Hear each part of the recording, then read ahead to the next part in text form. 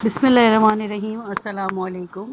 یہ کاشان بصیرت کا چینل ہے اور آپ جو کتاب سماعت فرما رہے ہیں اس کا نام ہے تاریخ عاشوراء، تحریک کربلا کے پس منظر اور پیش منظر کا محققانہ جائزہ۔ ابراہیم آیتی کی تحریر اور اس کا ترجمہ کیا ہے ایم اے انصاری نے۔ آئیے سنتے ہیں پارٹ نمبر 2، صفحہ نمبر 17۔ امام علی بن ابی طالب علیہ السلام پر جو شیعہ سنی ہر دو فریق کی روایت کے مطابق سب سے پہلے ایمان لائے تھے، سب و شتم کا بازار گرم تھا۔ کچھ لوگ شاید حضرت علی علیہ السلام کو گالیاں دینا ایسا فرض سمجھتے تھے، صفحہ نمبر 18، کہ نمازی کی نماز چھوٹ جائے لیکن ان کی گالیاں قضا نہ ہوں۔ رسول خدا صلی اللہ علیہ وآلہ وسلم اپنی حیات طیبہ میں فرمایا کرتے تھے، جب بدعت پھیل جائے اور اس امت میں بعد میں پہنے آنے والوں پر لعنت بھیجنے لگے تو جس کے پاس علم ہو سنت اور بدعت میں فرق کر سکتا ہو، اسے اپنے علم کو ضرور پھیلانا چاہیے۔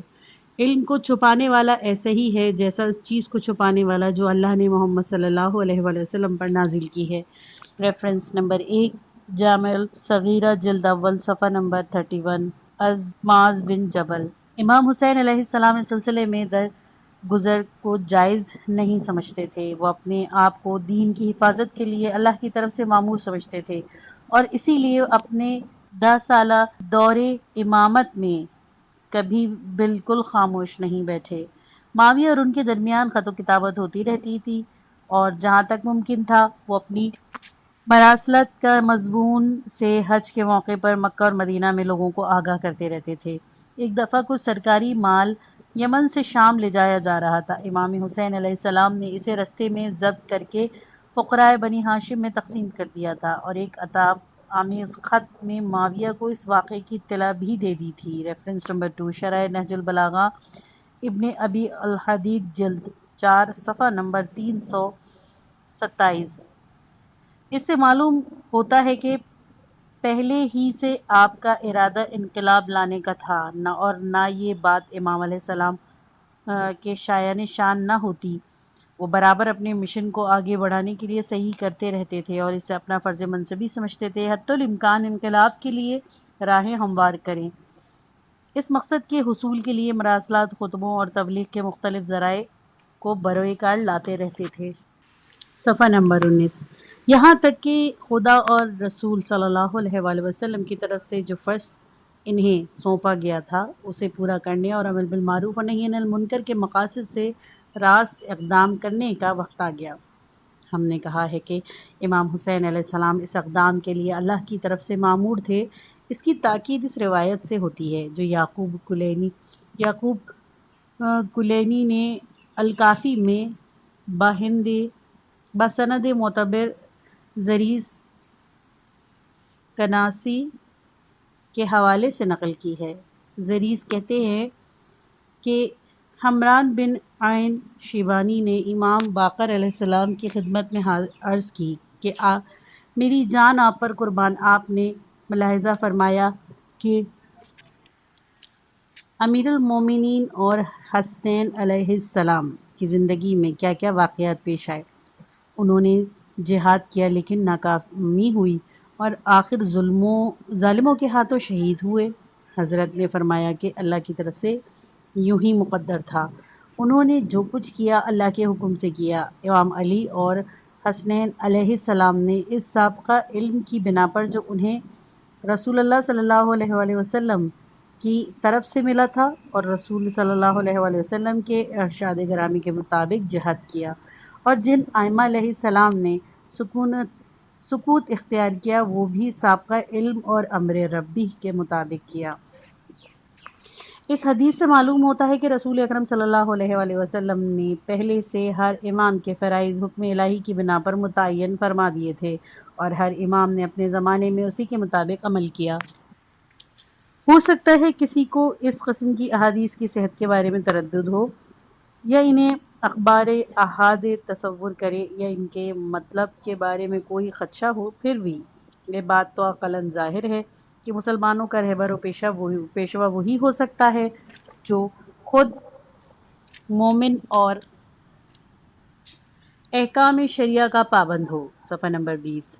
اور ظاہر ہے کہ اگر اسلامی حکومت اسلام کے دشمنوں کے ہاتھ آ جائے گی اور وہ طاقتور ہو جائیں گے تو وہ اسلام کی جڑیں کاٹ کر رکھ دیں گے، اور یزید جس کے باپ معاویہ نے اپنے اقتدار کے زمانے میں اس کے لیے سب سے بیعت لی، وہی شخص ہے جس نے اسلامی احکام کو بالعموم اپنے پاؤں تلے روندا۔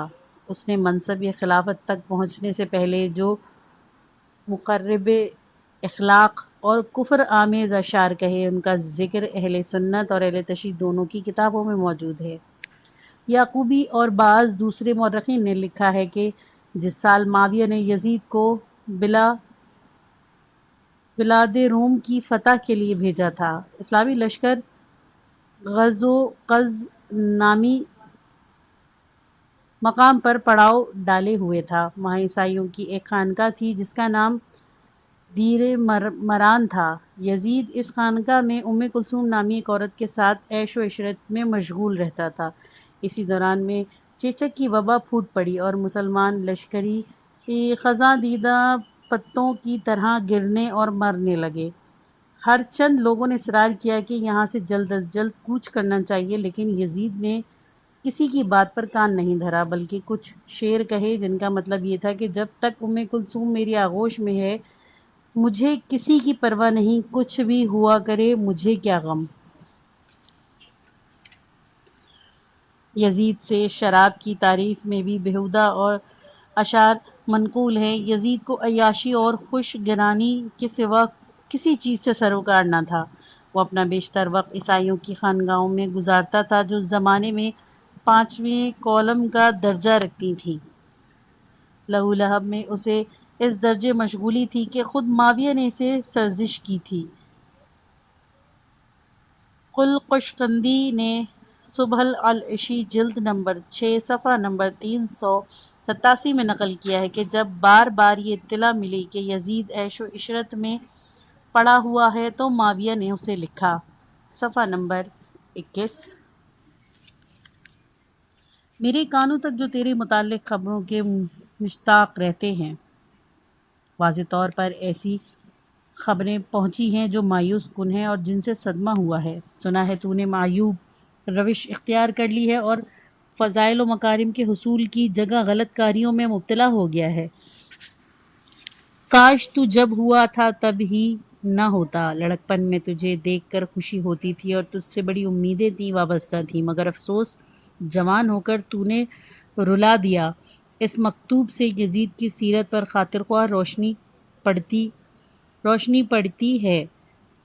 معاویہ نے ایک ایسے عنصر کو جس کے وجود میں تمام خرابیاں جمع ہو گئی تھیں اور جو جیسا کہ بعد میں بالکل واضح ہو گیا تھا فسق و فجور اور برائی کا جرثومہ تھا، اور جسے اسلام اور خدا کے احکام کی قطعاً کوئی علم نہ تھا، مسلمانوں کے لیے رسول اکرم صلی اللہ علیہ وآلہ وسلم کے جانشین کی حیثیت سے پیش کیا گیا اور ان لوگوں پر مسلط کر دیا جن کی تلواروں سے مروب ہو کر اس یزید نے اب وجد نے اسلام قبول کیا۔ حالانکہ رسول اللہ صلی اللہ علیہ وآلہ وسلم کی رحلت کو 40 سال سے زیادہ عرصہ نہیں گزرا تھا اور ابھی صحابہ بقید حیات تھے بلکہ حضرت صلی اللہ علیہ وسلم کی کچھ ازواج بھی زندہ تھیں۔ ظاہر ہے کہ جب حکومت ایک ایسے شخص کے ہاتھوں میں ہو جو خدا اور رسول صلی اللہ علیہ وآلہ وسلم پر اعتقاد نہ رکھتا ہو، نماز نہ پڑھتا ہو، بے محابہ شراب پیتا ہو اور شعائر دینی کی توہین کرتا ہو، تو اسلام اور قرآن کی فاتحہ پڑھ لینی چاہیے۔ اس صورت میں کیا یہ ممکن ہے کہ حسین بن علی علیہ السلام جیسا باخدا شخص اس بات پر تیار ہو جائے کہ اس کی نظروں کے سامنے ان جرائم کا ارتکاب کیا جائے؟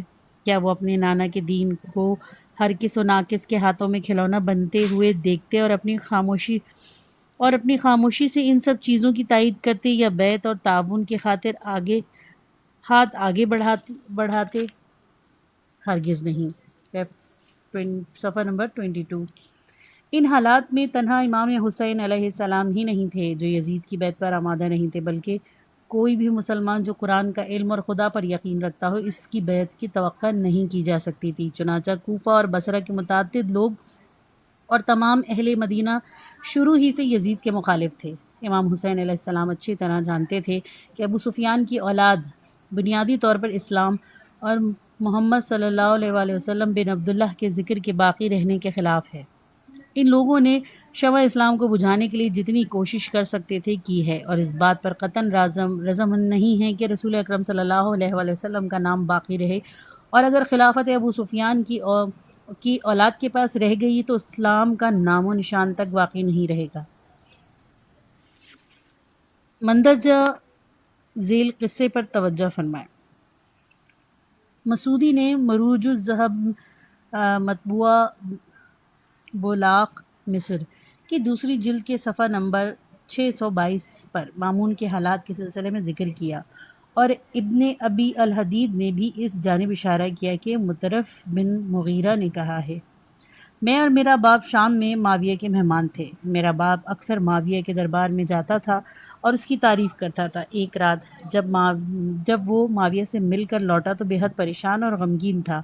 جب میں نے اس کی پریشانی کی وجہ پوچھی تو اس نے جواب میں کہا، یہ شخص یعنی معاویہ بہت برا آدمی ہے، بلکہ دنیا میں بدترین انسان ہے۔ میں نے پوچھا کیا ہوا؟ اس نے جواب دیا، میں نے معاویہ کو مشورہ دیا کہ اب جب کہ تم اپنی مراد کو پہنچ گئے ہو اور اسلامی خلافت تمہیں حاصل ہو گئی ہے تو بہتر ہوگا کہ تم اس آخری عمر میں لوگوں کے ساتھ عدل و انصاف سے پیش آؤ۔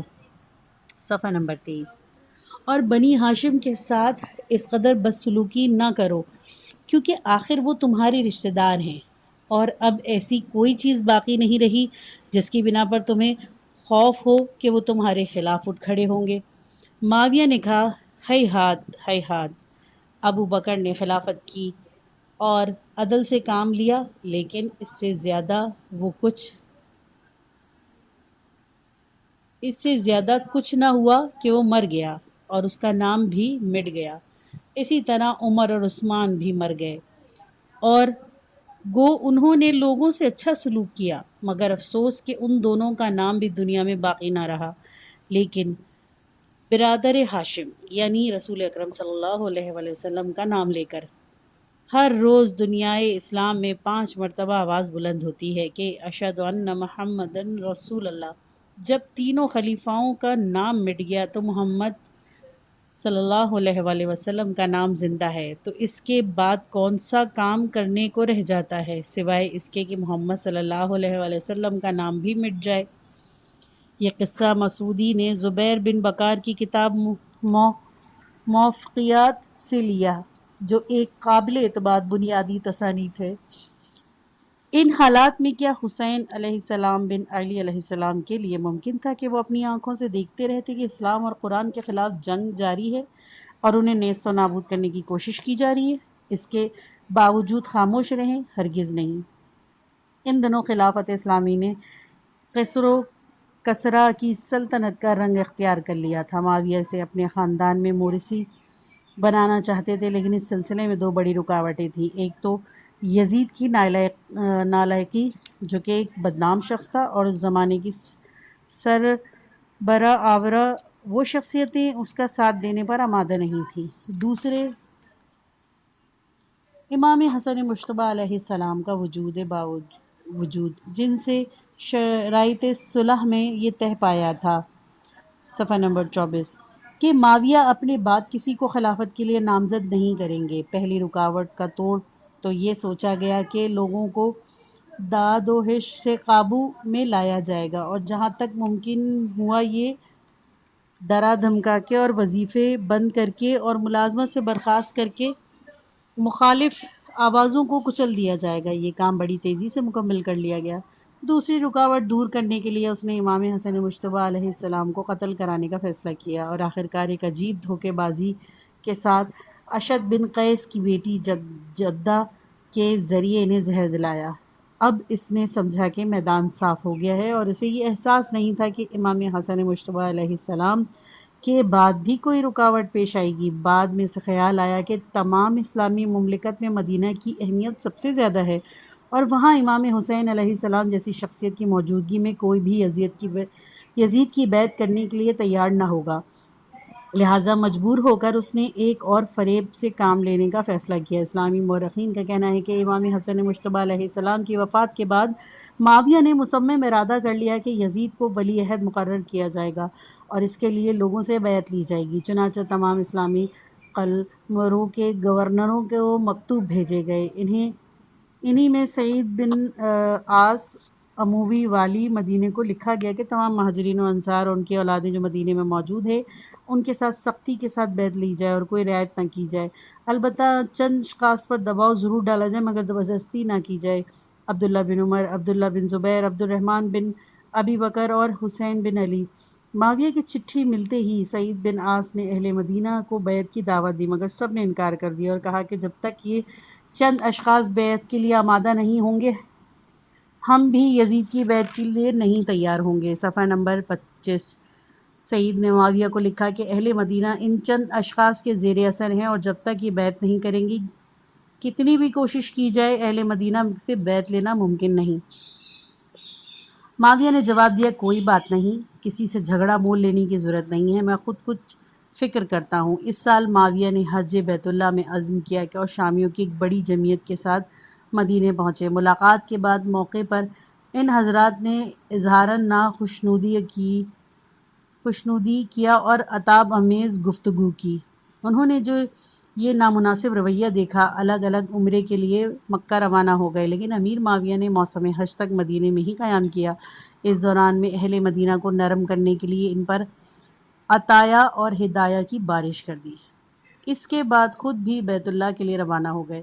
وہاں جب لوگوں سے ملنے کے لیے آئے تو عبداللہ بن عمر، عبداللہ بن زبیر، عبد الرحمن بن ابی بکر اور حضرت سید الشہداء علیہ السلام سے بڑے اتفاق اور احترام سے ملاقات کی اور ان سب کی دلجوئی میں کوئی دقیقہ اٹھا نہیں رکھا۔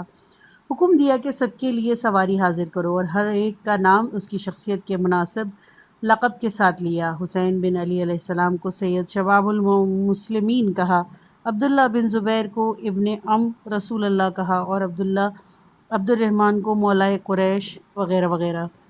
مناسک حج کی بجا آوری کے بعد انہوں نے سب کو ایک جگہ طلب کیا۔ سب نے امام حسین علیہ السلام سے کہا کہ آپ معاویہ سے بات کیجیے، لیکن امام حسین آمادہ نہیں ہوئے۔ عبداللہ بن زبیر سے کہا تو آپ مان گئے۔ سب معاویہ کے پاس پہنچے۔ معاویہ تعظیم و احترام کا جو حق تھا وہ بجا لائے اور کہا تم نے دیکھا کہ میں تم پر کس قدر مہربان ہوں۔ صفحہ نمبر 26۔ تم میرے خون و جگر ہو اس لیے میں تم سے لطف و عنایت کا برتاؤ کرتا ہوں۔ اب یزید تمہارا بھائی اور ابن ام ہے، میں فقط یہ چاہتا ہوں کہ خلافت پہ اس کا نام ہو جائے، باقی سب معاملات تمہارے ہاتھ میں رہے، تم جو چاہو وہ ہو، امر نہیں کا سب اختیار تمہیں ہی رہے گا۔ یہ سن کر سب خاموش ہو گئے، کسی نے کچھ نہیں کہا۔ معاویہ نے پھر کہا جواب دو، پھر بھی کسی نے کوئی جواب نہیں دیا۔ تیسری مرتبہ معاویہ نے ابن زبیر کی طرف رخ کر کے کہا تم بولو۔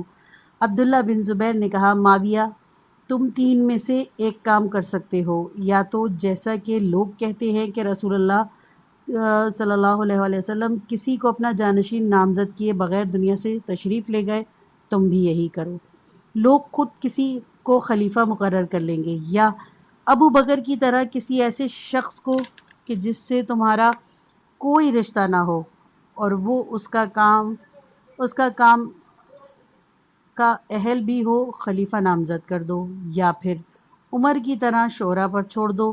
معاویہ نے کہا کیا ان تین کے علاوہ کوئی اور بھی صورت ہے؟ عبداللہ بن زبیر نے کہا نہیں۔ معاویہ نے دوسروں کی طرف مخاطب ہو کر پوچھا تمہارے کیا رائے ہے؟ سب نے یک زبان ہو کر کہا وہی جو عبداللہ بن زبیر نے تجویز پیش کی۔ معاویہ نے کہا بہت اچھا، میں کل بات کروں گا، مگر کسی کو مجھے بیچ میں ٹوکنے کا حق نہیں۔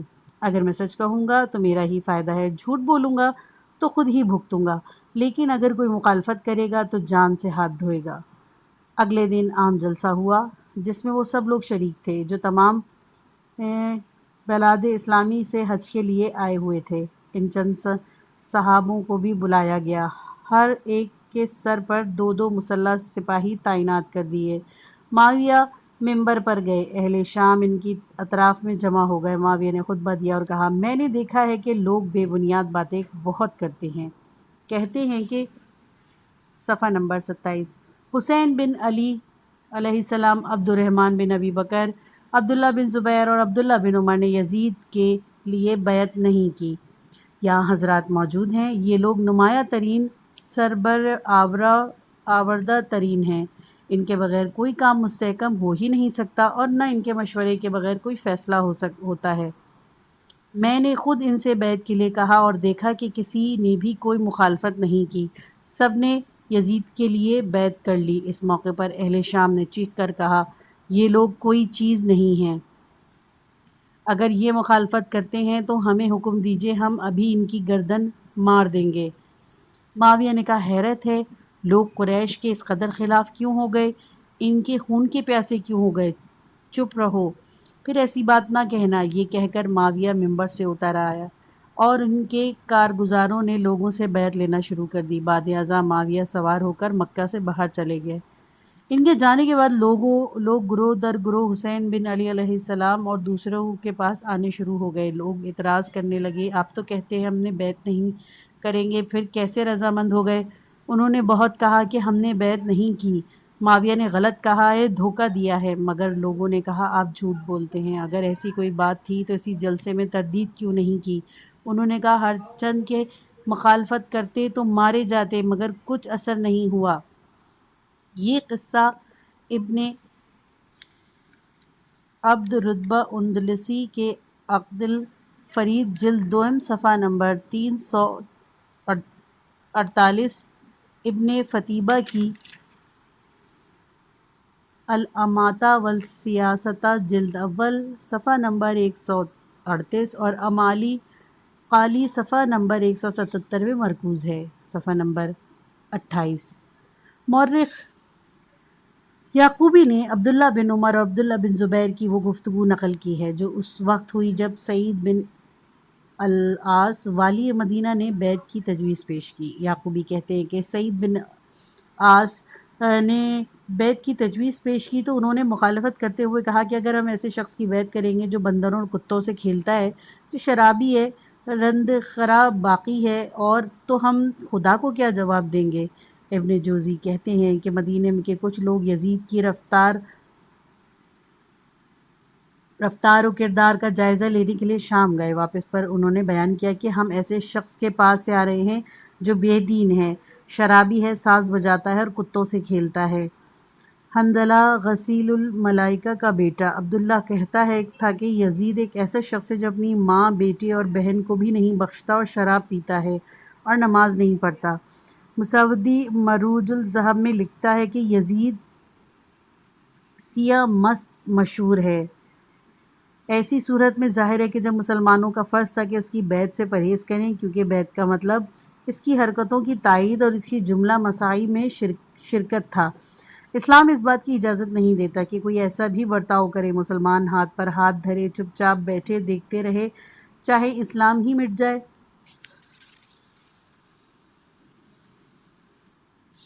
اور دین خدا مذاق بن جائے۔ اس مقام پر خاموشی اس خاموشی کی مانند ہے جسے سید مرتضیٰ دائی رازی نے تبصرہ العلوم میں ایک صوفی مردوائے سے نقل کی ہے۔ Reference number 1۔ اس بارے میں کتاب تبصرۃ العوام کی 16ویں باب میں مقالات صوفیہ ملاحظہ فرمائیں۔ فحش ہونے کی بنا پر یہ قصہ نقل نہیں کیا گیا۔ صفحہ نمبر 29۔ امام حسین علیہ السلام ایسے موقعوں پر سکوت کو حرام سمجھتے تھے۔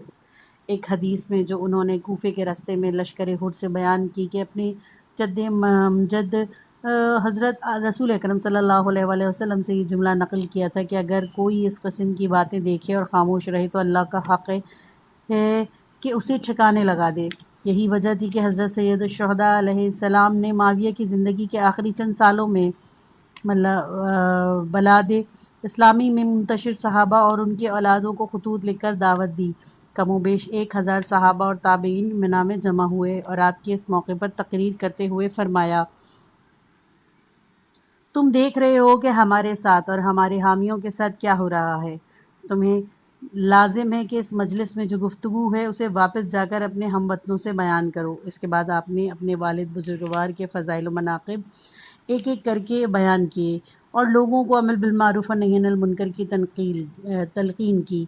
تحفۃ العقول میں جو خطبہ درج ہے اس کے فقروں کے در و بست اور طرز خطاب سے اندازہ ہوتا ہے کہ وہ اسی موقع کا ہے، اور یہیں سے انقلاب کی تخم ریزی شروع ہوئی۔ بات کو واضح کرنے کے لیے ہم اس خطبے کی جستہ فقرے نقل کرتے ہیں۔ امام علی مقام علیہ السلام نے امر بالمعروف و نہی عن المنکر کے بارے میں آیات الہی سنا کر کہا: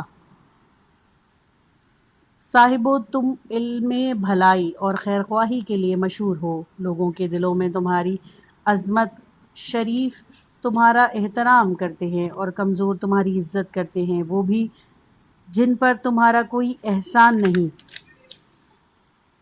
تمہیں اپنے سے بہتر اور برتر سمجھتے ہیں۔ صفحہ نمبر 30۔ اس کے بعد آپ نے فرمایا: تم اللہ سے بھلائی کے متمنی ہو، مگر میں ڈرتا ہوں کہ کہیں غضب الہی میں گرفتار نہ ہو جاؤ، کیونکہ تم خدا کے فضل سے ایسے درجے پر موجود ہو جو دوسروں کو حاصل نہیں۔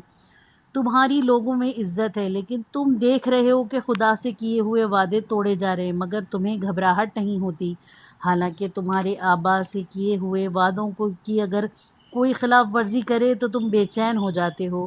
رسول اللہ صلی اللہ علیہ وآلہ وسلم کی امانت کو کوئی پوچھتا ہی نہیں۔ بستیوں میں اندھے گونگے اپاہج پڑے پھرتے ہیں جن پر کوئی ترس نہیں کھاتا۔ تم اپنی ذمہ داریوں کی پرواہ نہیں کرتے، اور جو ذمہ داریوں سے عہدہ بر آنے کی کوشش کرتے ہیں ان کی طرف کوئی توجہ نہیں کرتے۔ ظلم کو نظر انداز کر کے اور ظالموں سے تعاون کر کے اپنے بچاؤ کی فکر کرتے ہو۔ انہی باتوں سے اللہ نے منع کیا ہے اور دوسروں کو بھی منع کرنے کے لیے کہا ہے، لیکن تم غفلت میں پڑے ہو۔ سب سے زیادہ مصیبت تو تمہاری ہی ہے، کیونکہ جو مرتبہ تمہیں ملنا چاہیے تھا اور جو علماء کا حق تھا، تم اس سے زبردستی محروم کر دیے گئے ہو، کاش تم سمجھتے۔ پھر امام نے فرمایا: دراصل انتظام و انصرام اور اجرائے احکام کا کام علماء کے ہاتھ میں ہونا چاہیے تھا۔ صفحہ نمبر 31۔ جو حلال و حرام سے واقف اور اللہ کی طرف سے ان کاموں کے نگراں ہیں، مگر تم سے تمہارا مرتبہ چھین لیا گیا، اور یہ اس لیے ہوا کہ تم حق سے دور ہو گئے، اور واضح دلائل کے باوجود سنت کے بارے میں تم میں اتفاق نہیں۔ اگر تم اپنی ذمہ داری محسوس کرتے اور تکلیف برداشت کرتے تو سب اختیارات تمہارے ہی ہاتھ میں ہوتے، لیکن تم نے اپنی جگہ ظالموں کو دے دیا اور سب اختیار انہیں سونپ دیا، جو مشتبہ طریقوں پر چلتے اور اپنی بیہودہ خواہشات کی پیروی کرتے۔ وہ اس لیے تم پر مسلط ہو گئے کہ تم موت سے بھاگتے تھے، اور تمہیں زندگی عزیز تھی جو بہرحال فانی ہے۔ تم نے کمزوروں کو ان کے ہاتھوں میں دے دیا جو بیچارے غلام بن کر رہ گئے، اور کچھ نانے جو جمی کو محتاج ہو گئے۔ اب وہ سارے ملک میں منمانی کرتے ہیں اور اپنی خواہشات پر چل کر رسوائی سمیٹتے ہیں، برے لوگوں کے طریقے اپناتے ہیں اور خدا کی پرواہ نہیں کرتے۔ ہر بستی میں ممبر پر ان کا خطیب چیختا ہے، وہ خدا کی زمین کے بلا شرکت غیر مالک بنے بیٹھے ہیں، کوئی ان کا ہاتھ روکنے والا نہیں، اور سب لوگ ان کے زیر دست ہیں۔ وہ جس پر چاہیں ہاتھ ڈالیں، کوئی کچھ نہیں کر سکتا۔ کچھ سرکش، ہٹ دھرم اور غریب آزار ہیں، کچھ خدا و یوم آخرت سے بیگانہ۔ کیا یہ تعجب کی بات نہیں کہ ملک ایسے ظالموں کے ہاتھوں میں ہے جن کا کام صرف لوٹ کھسوٹ ہے، اور ایسے لوگ حاکم بنے بیٹھے ہیں جنہیں مومنوں پر رحم نہیں آتا۔ اب ہمارا ان کا فیصلہ اللہ ہی کے ہاتھ میں ہے۔ یہ خطاب ان لوگوں میں سے تھا جو عوام میں مقبول اور ممتاز تھے، اور اس لیے ان کی ذمہ داری دوسروں سے زیادہ تھی، مگر وہ اپنے فرائض کی بجا آوری میں کوتاہی کر رہے تھے، اس لیے ملامت کے مستحق تھے۔ اب یہ وہی لوگ ہو سکتے ہیں جنہیں امام علی مقام علیہ السلام نے دعوت دے کر بلایا تھا۔ صفحہ نمبر 32۔ اور ان سے منا میں خطاب کرتے ہوئے فرمایا: جو حرم میں داخل ہے اور جائے امن میں ہے، یہ تو بعید از قیاس ہے کہ آپ مدینہ میں وہاں کے باقیہ مہاجرین و انصار سے جو اس وقت سربراہ آور دا سمجھے جاتے تھے، باقاعدہ ممبر پر جا کر خطاب کرے اور حاکم وقت معترض نہ ہو۔ بات کے مضمون سے بھی ہماری بات کی تائید ہوتی ہے۔ دوسرے قرائن کی موجودگی میں یہ بھی نہیں کہا جا سکتا کہ یہ خطاب مکہ میں معاویہ کی وفات کے بعد کیا گیا ہو۔ یہ پارٹ ختم ہوا، کتاب کا اگلا حصہ سننے کے لیے نیکسٹ پارٹ سنیے۔